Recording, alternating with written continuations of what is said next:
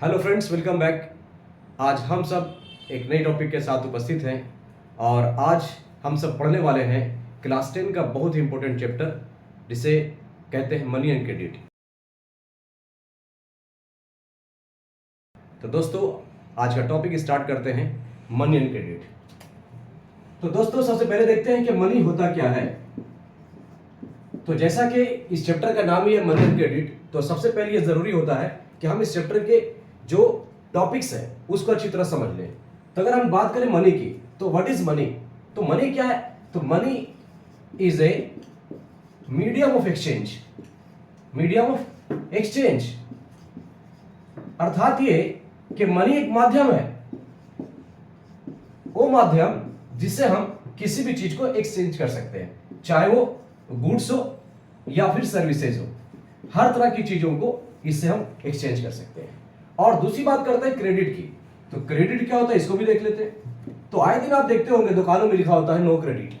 तो क्रेडिट का मतलब क्या होता है? जिसे आमतौर पे हम लोग उधार के नाम से जानते हैं, दुकानों में मतलब उधार कह देते हैं। उधार एक्चुअली होता क्या है?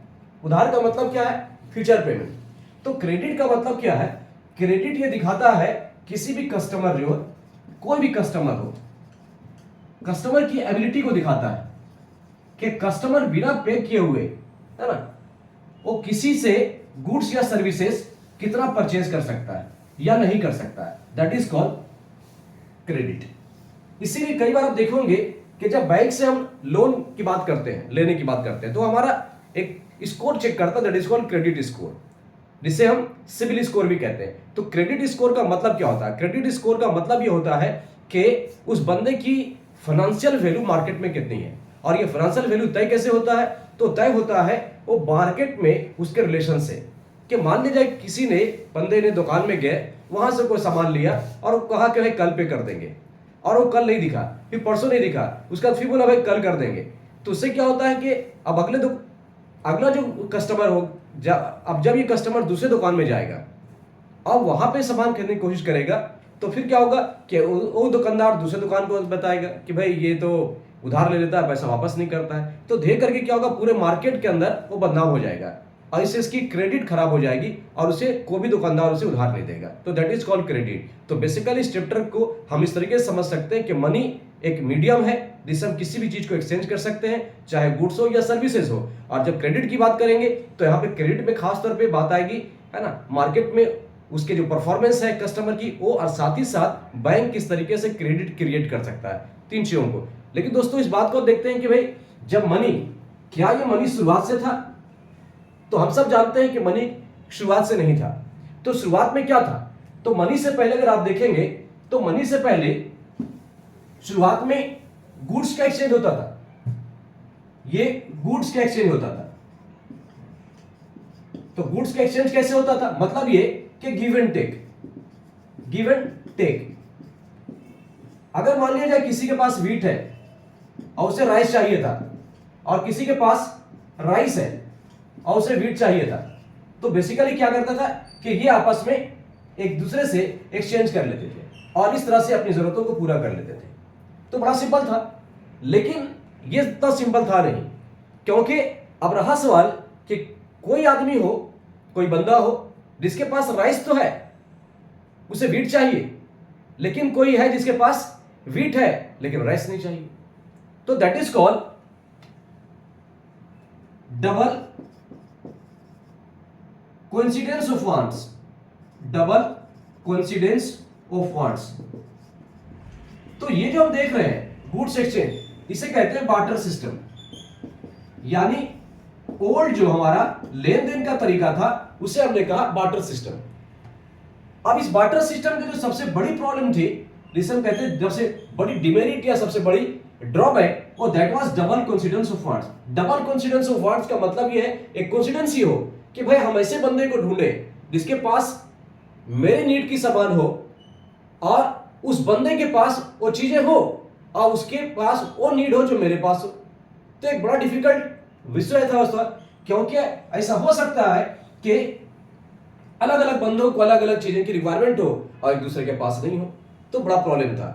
तो एक प्रॉब्लम ये हुआ। दूसरा प्रॉब्लम ये था कि गुड्स भी अलग अलग थे, अब मान लिया जाए कि किसी के पास क्लोथ्स है और किसी के पास वीट है, तो एक तो वैल्यू तय करना डिफिकल्ट था कि कितना वीट का वैल्यू कितना क्लोथ्स होगा, तो इस वैल्यू को तय करना बड़ा डिफिकल्ट था। साथ ही साथ कुछ ऐसी चीजें थी जिसको हम डिवाइड नहीं कर सकते थे। जैसे एग्जांपल के तौर पे मान लिया जाए कि अगर किसी को एक एप्पल चाहिए, है ना, किसी को अगर एक एप्पल चाहिए तो एप्पल की कीमत कितनी तय करेगा। अब मान लीजिए जाए कि ये एप्पल है और किसी के पास मुर्गा है, अब भाई साहब ये एक्सचेंज करना चाहता है तो पॉसिबल ही नहीं है।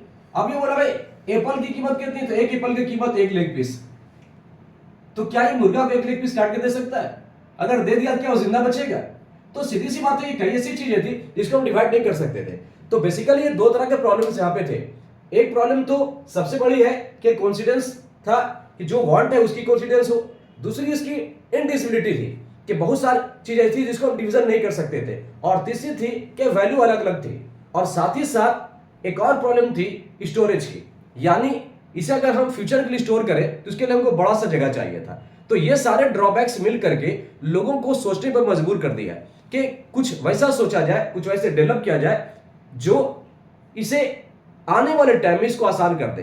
तो अब हुआ ये कि अब धीरे धीरे करके चूंकि ह्यूमन एक्सपीरियंस ही सीखा, तो ऐसा हुआ होगा कि अब किसी को अगर एक्सचेंज नहीं करना है तो उसने क्या कर दिया होगा, फ्यूचर के बदले पे क्रेडिट पे दे दिया होगा कि ठीक है भाई आपको राइस चाहिए तो आप राइस ले जाओ, लेकिन मुझे अभी वीट की जरूरत नहीं है, समझ रहे? तो अब क्या, वो राइस तो दे दिया, वो बोला भाई कि ठीक है बाद में हमको राइस दे देना। अब जब बंदा 1 महीने के बाद, 10 दिन के बाद, 15 दिन के बाद जब उसको जरूरत पड़ी कि भाई आप मुझे राइस दे दो क्योंकि आपको मैंने वीट दिया था, तो ये तो चलता रहेगा। किसी बंदे में से कोई बंदा झूठा निकला होगा, बेईमान निकला होगा, उसने कहा भाई कौन सा राइस, आप, मैंने तो कभी आपसे वीट लिया ही नहीं, तो पंगा हो गया यहाँ पे। अब वो तो सोचा भाई मैं तो देकर बेवकूफ बन गया, तो उन्होंने धीरे करके कुछ सोचना शुरू कर दिया, और तब जाकर के एक सील का डिस्कवरी हुआ, जो शुरुआत में आप देखोगे हिस्ट्री अगर आप पढ़ते हो तो सील को करेंसी के रूप में इस्तेमाल किया गया। सील मतलब क्या था, एक पहचान था कि भाई अगर आपने कोई सामान लिया है तो मैं आपको ये दे देता हूं, आप बदले में बाद में दिखा के ले लेना। लेकिन अब चूंकि वो सील थी, उसकी कॉपी करना बड़ा आसान था, मिट्टी का टुकड़ा था, उसको पंच कर दिया गया, तो धीरे करके अब ऐसा लगा कि भाई इसका रिप्लेसमेंट जरूरी है। इसको रिप्लेस करने के लिए कॉइन्स का जन्म हुआ, यानी सबसे पहले जो करेंसी मनी आई वो as a form of coins आई। लेकिन अब कॉइन्स जो आए तो ये आप देखो कि अर्ली जितने भी कॉइन्स है ना, वो गोल्ड और सिल्वर के होते थे, गोल्ड एंड सिल्वर के होते थे। क्यों होते थे? तो रीजन बड़ा सिंपल है कि मान लिया जाए कि 5 रुपीज का कॉइन बनाया है ना, 5 रुपीज का कॉइन्स बनाया। अब ये 5 रुपीज के कॉइन्स को अगर मान लेते हैं कि वो आयरन से बनाता या कॉपर से बनाता, शुरुआत के तौर की बात कर रहा हूं, तो अब इस बंदे को पता ही भाई ये कॉपर तो वैल्यू ही नहीं है इसकी, ये 5 रुपए से कीमत कैसे हो सकता है? तो उसने क्या किया कि भाई गोल्ड को ही 5 रुपए बना दिया, और गोल्ड के ऊपर एक, अब गोल्ड का एक कटिंग किया, इसके ऊपर लिख दिया 5 रुपीज। अब ये क्या हुआ कि 5 रुपीज लिख दिया, ये मार्केट है 5 रुपीज चल गया। लेकिन यहां पे आप देखोगे कि बेसिकली ये 5 रुपए लिखे या नहीं लिखे, इसकी कीमत 5 रुपए थी मार्केट में, क्योंकि ये गोल्ड था और इस गोल्ड की वैल्यू जो थी वो 5 रुपए थी। यानी इसको तोड़फोड़ भी दिया जाए, अगर इस फॉर्म में नहीं रहे तब इसकी कीमत 5 रुपए होती थी। तो इसमें आप देखेंगे कि इस वक्त की जो करेंसी थी वो बेसिकली रियल करेंसी थी, यानी उसके जो वास्तविक वैल्यू थे, वास्तविक जो मेटेलिक वैल्यू था वो मेटेलिक वैल्यू पे काम करता था। लेकिन धीरे करके दोस्तों क्या हुआ कि ये जो मेटल्स थे गोल्ड और सिल्वर एग्जॉस्ट करने लगे। जब एग्जॉस्ट करने लगा तो इसको रिप्लेस करने के लिए कॉपर और ब्रोंज बनने लगे। जब कॉपर और ब्रोंज बना तो कॉपर और ब्रोंज को समझने के लिए लोगों को पहले बहुत टाइम लग गए। आपको याद होगा कि इंडिया में एक शासक थे जिसका नाम था मोहम्मद बिन तुगलक, और मोहम्मद बिन तुगलक के बारे में कहा जाता है कि वो समय से थोड़ा आगे था, और चूंकि उस वक्त पूरी दुनिया में इसकी गोल्ड और सिल्वर की क्राइसिस हो रही थी, तो उसने सोचा कि हम ऐसा करते हैं कि करेंसी को कन्वर्ट कर देते हैं कॉपर और ब्रोंज में। तो आप दोस्तों पता होगा कि जब ये चेंज किया था तो इसको आसानी से लोग कॉपी करना शुरू कर दिया, और लोगों को समझ नहीं आया कि ब्रोंज के बदले जो है हम किसी से ग्रेन कैसे ले सकते हैं, सामान कैसे ले सकते हैं। तो कहीं ना कहीं एक बहुत प्रॉब्लम क्रिएट हो गया, और बाद में उसको अपना डिसीजन वापस लेना पड़ा, क्योंकि उस वक्त लोग इतने मैच्योर नहीं थे जिस बात को समझ सके। जैसे आज हम जानते हैं कि आज एक नोट है उसमें 500 लिखा हुआ है, उसमें 2000 लिखा हुआ है, हम मान लेते हैं। क्यों मान लेते हैं? क्योंकि हम मैच्योर इनफ है ये जानने के लिए भाई कि गवर्नमेंट ऑफ इंडिया ने इशू किया है और आरबीआई इसको गारंटी देता है कि 2000 रुपए है। लेकिन ये 2000 कब तक है? अगर हम 2000 की करेंसी को देखें तो 2000 करेंसी क्या है? ये रियल वैल्यू है या फेशियल वैल्यू है? तो आपका आंसर होगा भाई कि इसका आंसर रियल वैल्यू नहीं है, फेशियल वैल्यू है। क्यों है? क्योंकि अगर इसको ये 2000 रुपए या 500 रुपए तब तक है जब तक ये इस फॉर्म में है। चूंकि आरबीआई कहता है कि भाई इस फॉर्म में है तभी इसकी गारंटी है। अब इसे भाई जब टुकड़ा कर दिया जाए, फाड़ दिया जाए, तो 2000 के नोट कर फाड़ दे तो 1000 रुपए इधर 1000 रुपए इधर चल सकता है क्या? बिल्कुल नहीं चल सकता।